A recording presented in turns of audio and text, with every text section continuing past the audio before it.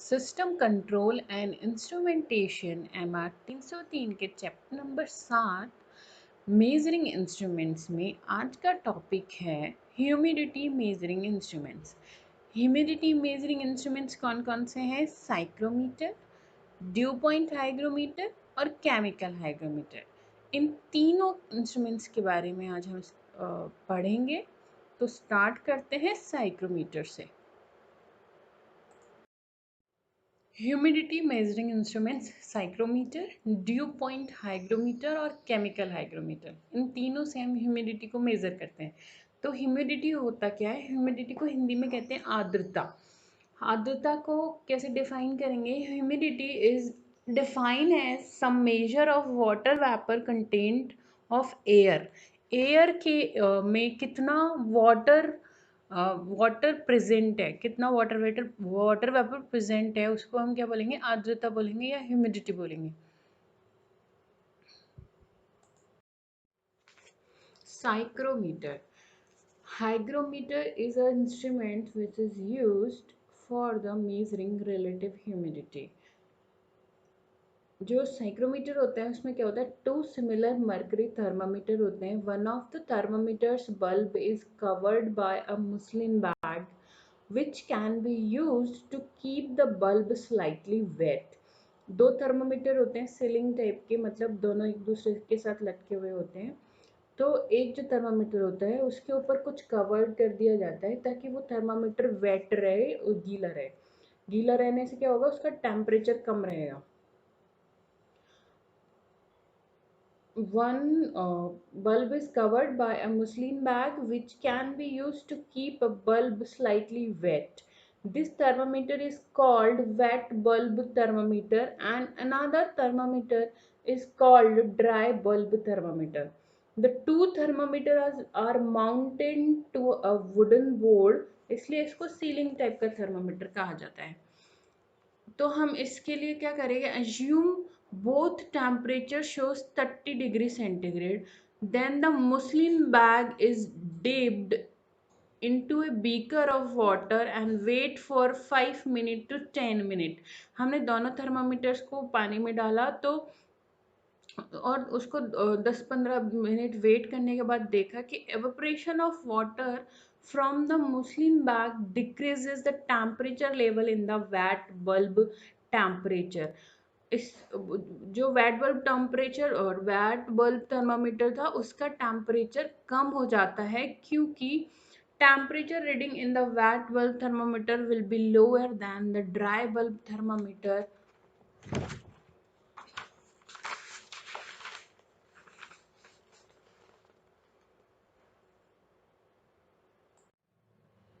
Evaporation के कारण क्या होगा? मुस्लिन बैग या वेट बल्ब थर्मामीटर का टेम्परेचर कम हो जाएगा as compare to dry bulb thermometer. उसके बाद हम दोनों थर्मामीटर्स की रीडिंग ले लेंगे कि उनका टेम्परेचर कितना है। तो हम अज्यूम कर लेते हैं the temperature reading of dry bulb and wet bulb. जो ड्राई बल्ब है उसकी 30 डिग्री सेंटीग्रेड है, हमने अज्यूम किया था, और जो वेट बल्ब है उसकी 25 डिग्री सेंटीग्रेड हो जाती है, क्योंकि कम हो गया उसको मुस्लिन का जो कपड़ा है उसको लपेटा था, इस वजह से उसका टेम्परेचर कम हो जाता है एवेपोरेशन के कारण। तो दोनों में डिफरेंस आ गया 30 डिग्री सेंटीग्रेड और 25 degree centigrade. Find the temperature difference between two readings. हम एक स्टेप बाय स्टेप फॉलो करेंगे। तो 30 माइनस 25 तो 5 डिग्री सेंटीग्रेड आ जाएगा। To measure the relative humidity take the relative humidity table. अभी हमें रिलेटिव ह्यूमिडिटी फाइंड करने के लिए एक टेबल की ज़रूरत पड़ेगी जो मतलब ऑलरेडी होती है। Note dry bulb thermometer and difference to between two temperature. तो उसमें दोनों कॉलम बने होते हैं, ऊपर की तरफ तो होगा कि ड्राई बल्ब थर्मामीटर का टेम्परेचर कितना है, जैसे 25, 30 या जितना भी है, और नीचे की साइड में होगा कि कितना उनका डिफरेंस है। तो दोनों जहाँ पे भी मैच होंगे वो एक्चुअली वहाँ का ह्यूमिडिटी होगा। तो हम टेबल में देख लेंगे कि 5 और 25 दोनों कहाँ पे मर्ज हो रहे हैं, मैच कर रहे हैं। तो रिलेटिव ह्यूमिडिटी वैल्यू आएगी इस कंडीशन में आएगी 65। टेबल से रीडिंग ली है 65, और ह्यूमिडिटी को हमेशा परसेंटेज में लिया जाता है, इसलिए इसको ह्यूमिडिटी क्या हो जाएगी, 65% हो जाएगी। Psychrometer are basically of two type, ceiling type or ventilated type. A ceiling psychrometer is made up of two thermometer, one dry bulb and another wet bulb, mounted side by side on a wooden casing that is attached to a handle by a swivel connection, so that the case can be easily rotated around the handle. After wetting the wick with clean water, and the instrument is whirled rapidly in the air at a recommended rate of 300 m per minute or more for approximately 1 minute, after which reading can be taken from both dry bulb thermometer or wet bulb thermometer. जैसे कि diagram में हम देख रहे हैं, एक wait bulb thermometer है, एक ड्राई बल्ब थर्मामीटर है। तो जो मुस्लिन का जो मतलब बैग या जो भी बोलेंगे या कोई कपड़ा बोलेंगे, वो यहाँ पे थर्मामीटर पे लगा दिया है, तो इसलिए इसको वेट बल्ब थर्मामीटर बोलेंगे। और दूसरे वाले को ड्राई बल्ब थर्मामीटर बोलेंगे। और एक हैंडल है जिसमें इनको घुमाया जा सकता है। तो वेट बल्ब थर्मामीटर ठंडा हो जाएगा, तो उसके इसलिए दोनों के टेम्परेचर में डिफरेंस आ जाएगा, और डिफरेंस की वजह से हम मतलब दोनों का डिफरेंस फाइंड कर लेंगे, और ड्राई बल्ब का हम टेम्परेचर फाइंड कर लेंगे और उस टेबल में से रीडिंग ले लेंगे। The process should be repeated several times to assure that the lowest possible wet bulb temperature can be recorded. Dry bulb temperature and wet bulb temperature recorded by ceiling psychrometer are plotted on psychrometric chart to obtain humidity of air. A ventilated psychrometer, the thermometer remains stationary and a small fan or blower is used to move the air across the thermometer bulb. तो ये हो गया thermometer और ceiling type psychrometer. Hindi में psychrometer दो प्रकार के होते हैं, सीलिंग साइक्रोमीटर तथा एस्पिरेटेड और वेंटिलेटेड साइक्रोमीटर। सीलिंग साइक्रोमीटर में दो थर्मामीटर से बना होता है, एक शुष्क बल्ब तथा दूसरा आर्द्र बल्ब तथा ये दोनों एक लकड़ी के केसिंग पर एक दूसरे के बाजू में लगे होते हैं। इस केसिंग को घुमाने के लिए एक हैंडल लगा होता है। आर्द्र बल्ब थर्मामीटर के बल्ब को शुद्ध जल से गीला करके इस उपकरण को वायु में लगभग 300 मीटर पर मिनट की गति से 1 मिनट, जब तक आर्द्र बल्ब तापमान स्थिर न हो जाए तब तक घुमाया जाता है। इसके पश्चात दोनों थर्मामीटर की रीडिंग नोट कर ली जाती है। इस प्रक्रिया को कई बार दोहराया जाता है ताकि आर्द्र बल्ब तापमान की न्यूनतम रीडिंग ले सकें। शुष्क व आर्द्र बल्ब तापमान की रीडिंग को साइक्रोमेट्रिक चार्ट पर अंकित करके वायु की आर्द्रता तथा अन्य गुणधर्मों को ज्ञात किया जा सकता है। वेंटिलेटेड साइक्रोमीटर में थर्मामीटर स्थिर होता है तथा एक छोटे पंखे या ब्लोअर की सहायता से वायु को थर्मामीटर के बल्ब से गुजारा जाता है। Organic hygrometer. An organic hygrometer employ human hair, animal membranes, animal horn, wood, and paper for sensing the change in humidity of air. These organic materials change in dimensions which with the change in humidity, and this action is utilized through a suitable linkage to move a pointer across an indicating dial. Organic hygrometers are highly useful because they read directly in terms of humidity. They are simple and inexpensive as compared to most other types. Common organic materials employed are human hair, animal membranes, animal horn, wood and paper. तो human hair से ज़्यादा better होता है horse वाला hair. Main disadvantage is that no organic material has been found so far which can reproduce its action over an extended period of time. This requires frequent calibration of the instrument.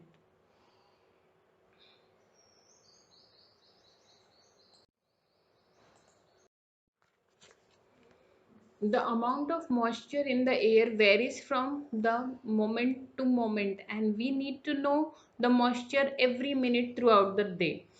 The dishwasher का आर्द्रता दर्शक, ये एक scientist हैं, इन्होंने create किया था hygroscope by observing the effect of moisture on the length of the hair.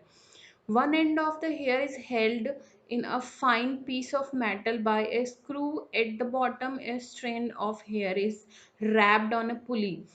The head of the hair is then fastened to the pulley by screw. A pointer is placed on a pulley axis. When the length of hair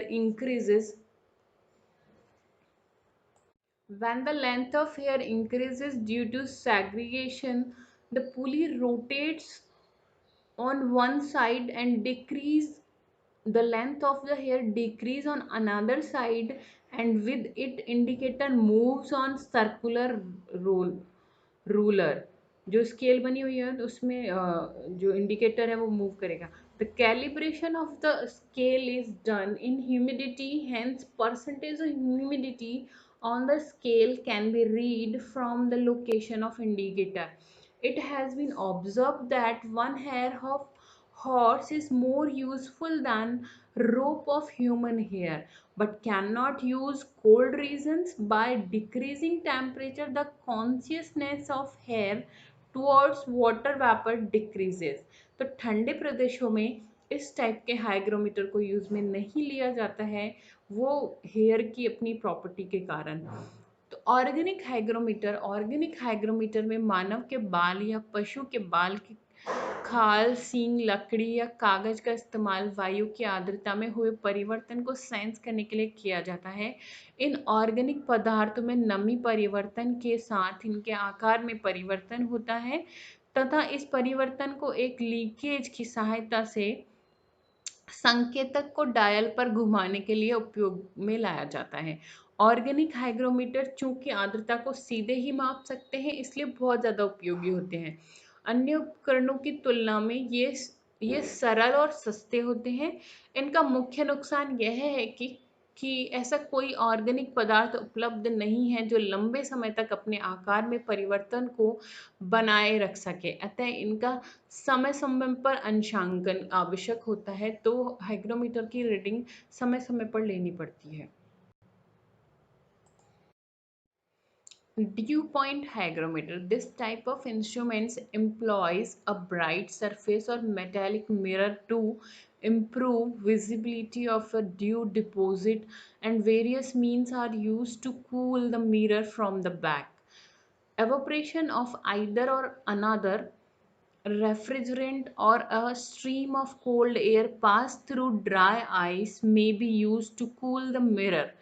Dew point temperatures in some cases are observed by means of thermometers in fluid in contact with the back of the mirror. The modern instruments thermocouples are used, which are soldered to the mirror itself. This instrument is not so commonly used as the psychrometer, probably because it is less convenient. It is commonly used to determine dew point temperature of flue gases. तो ये क्योंकि mirror से बना होता है इसलिए इसको कम use में लाया जाता है. ओशांक बिंदु हाइग्रोमीटर, ये इसका डायग्राम है. मिरर्स के बीच में इस तरीके से एक चिल्ड मिरर रखा होता है, उसको आइस से ठंडा करते हैं. इस प्रकार के उपकरण में एक चमकीली सतह या धातु के शीशे का प्रयोग करके ओस की दृश्यता को बढ़ाया जाता है तथा इस सतह को पीछे से ठंडा किया जाता है. शीशे को ठंडा करने के लिए ईथर अथवा अन्य प्रशीतक, मतलब ठंडा करने वाले जो भी होते हैं, या प्रशीतक का वाष्पन या फिर शुष्क बर्फ से निकली वायु का प्रयोग किया जाता है. ठंडा करने के लिए ईथर का या इन सब चीज़ों का प्रयोग किया जाता है. शीशे का तापमान मापने के लिए एक तापीय युग्म या थर्मामीटर का प्रयोग किया जाता है. जैसे ही शीशे पर ओस दिखने लगती है उस वक्त शीशे का तापमान नोट कर लिया जाता है. इस उपकरण का प्रयोग बहुत ज़्यादा नहीं किया जाता क्योंकि इसका उपयोग सुविधाजनक नहीं होता है. Chemical hygrometer.